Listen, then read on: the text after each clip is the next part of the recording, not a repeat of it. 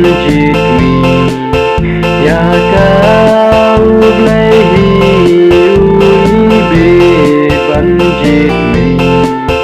ban kaya ukun ban kaya ukun ban kaya ukun mamalwe jolmui ban burong ya katmi ujisu kakada shisha bandang cemom cemcu nabun ki kentai ki bahok basoti nabun ki kentai ki bahok basoti labiang tang maka labiang tang maka labiang tang maka bahkan kayu blehi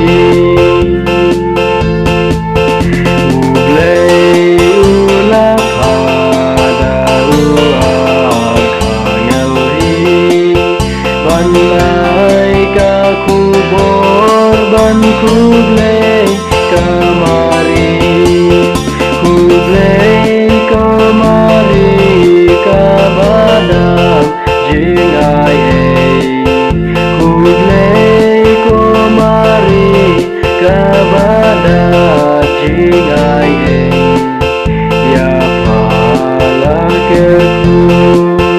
ya pala kerku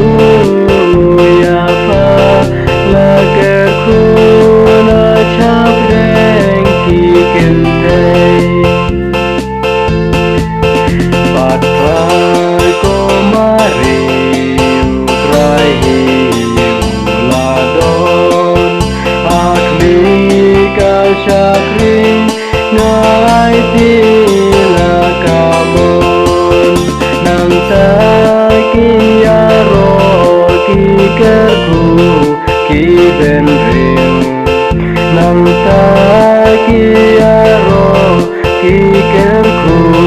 ki ben rim